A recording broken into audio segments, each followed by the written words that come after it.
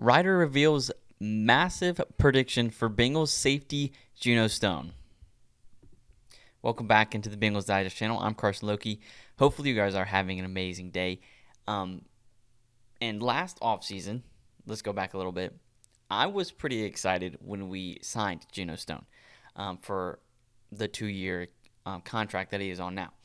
Obviously last season, there was some missing aspects or desires that went unfilled with his role as the safety. And I think there's a bunch of reasons why that happened. I'm going to dive into that later. But Pro Football Focus put out a ranking for each team. Let me just jump into the report and then we can go into it.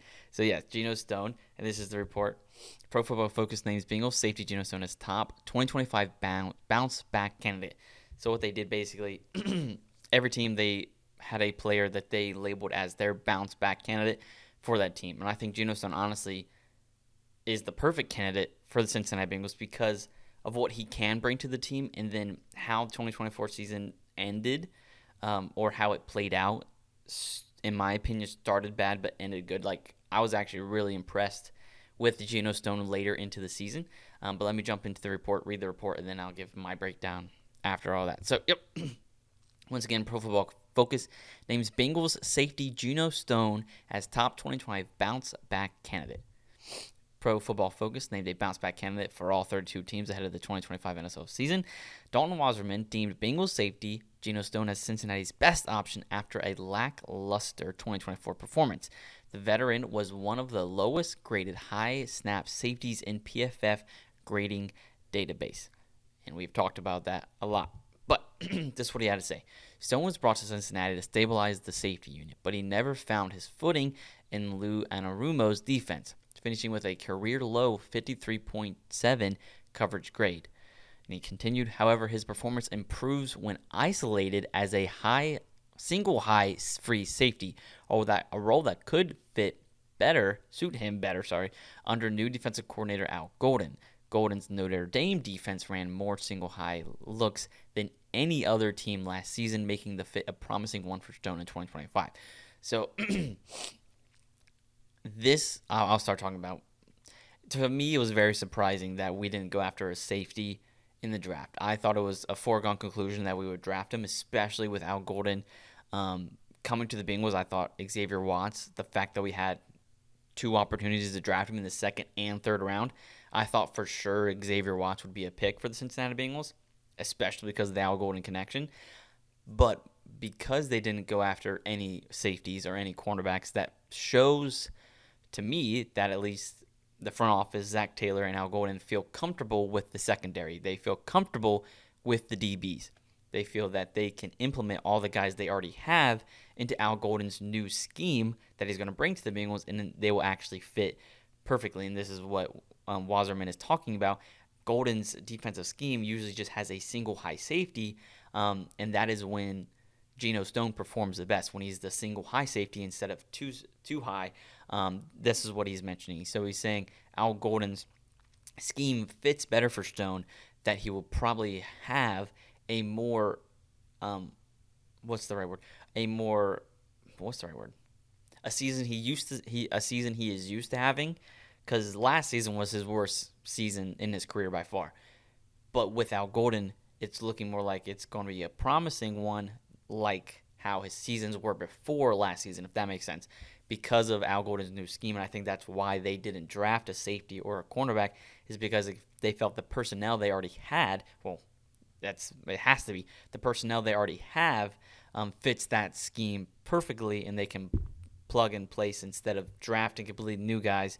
They already have the personnel they need, so don't need to waste roster space on other people if you have what you need right now, which is, I think, what happened. I didn't skip anything. Those numbers left Stone 59th out of 66 qualified safeties overall PFF grade across the 2024 campaign. It prompted Cincinnati, I talked about this, to make him take a pay cut. Yes, Gino Stone took a pay cut for the 2025 season. Stone should get plenty of starting opportunities to turn things around in a pretty thin safety room. That's why I was very confused we didn't go after Xavier Watts. That includes him and 3 other players with NFL experience. Obviously, there is a lot that needs to be seen from this next season for the Cincinnati Bengals. I think, as I'm not like a previous college DB, but growing up, I played defensive back when I played football, so that's my favorite position. It's my favorite position to watch. There's a lot that needs to be fixed within the Bengals DB room, including safeties and corners. Um, I don't think I would have liked. I like our cornerback room. I would have liked to get a safety. I would have really liked to have Xavier Watts, but I'm happy with who we have. I know the capabilities that Gino Stone has. I know the talent and potential that Jordan Battle has. I know the talent and potential Cam Taylor-Britt has. Same with Dax Hill and DJ Turner, and so many more, all the other guys that we have. So I feel the same way as our coaching staff, as I feel confident with the guys that we have. It's just finding the right scheme and placement that works for them.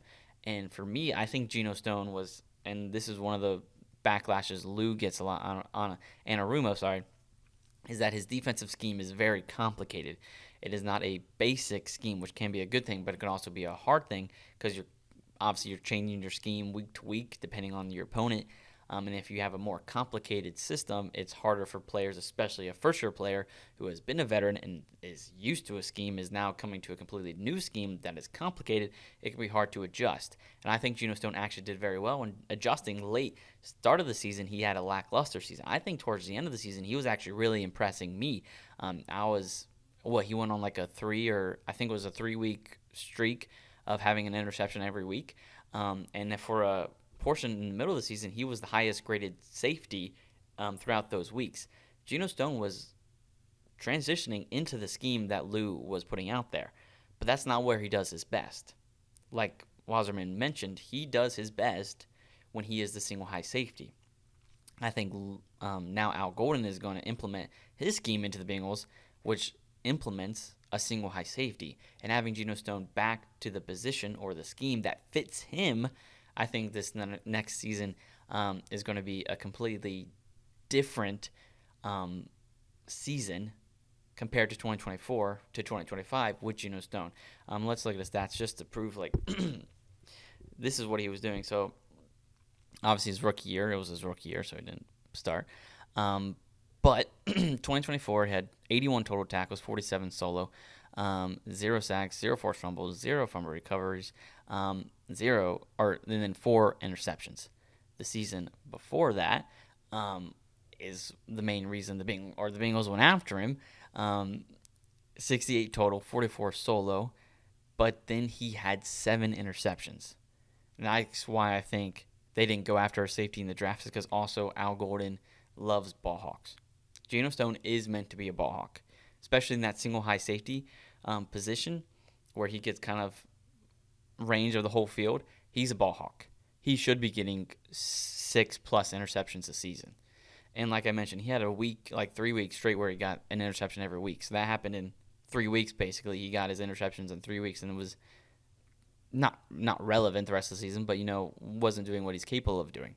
I think now, with a season under his belt with the Cincinnati Bengals, a season under her belt with the locker room, his position group, getting accommodated to them and building relationship with them. And now, obviously, it's going to be a learning curve with Al Golden, but the fact that they're already in OTAs, Al Golden's been there for a while. Right after the Notre Dame season, he was in Cincinnati. So having that relationship build, but it's also a scheme that he's used to. So I think it's going to be a faster transition than it was for Lou's scheme, since Gino Stone is already used to Al Golden's scheme. So I think 2025 is going to be a huge improvement for Gino Stone.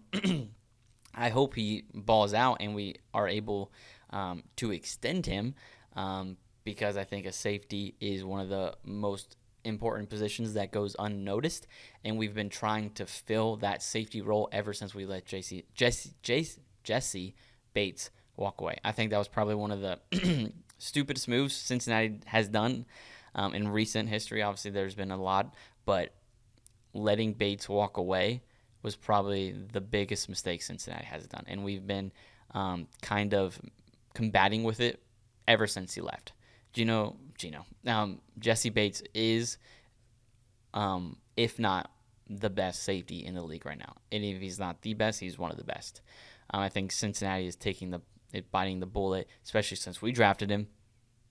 We developed him. He turned into the safety that he is, and then we let him walk away. I think Gino Stone is not going to be able to fill that shoe of what Bates is and was for the Cincinnati Bengals, but I think he's going to improve dramatically in 2025, and I hope his improvement also helps Jordan Battle's improvement as well, because they both have so much potential. Obviously, Gino Stone's a little bit more of a veteran. I think he can have a few more seasons where he contributes to the Cincinnati Bengals and wins a Super Bowl with the Cincinnati Bengals, but using his improvements and helping Jordan Battle become that captain safety that we need in the defensive back room, I think would be huge for the Cincinnati Bengals. But thank you so much for watching this video.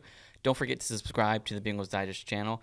If you love the Bengals as much as me and my co-host Isaac, we'll be talking about the Bengals every single day, if not every day, then every other day. Turn on post notifications so you get notified anytime we post a video.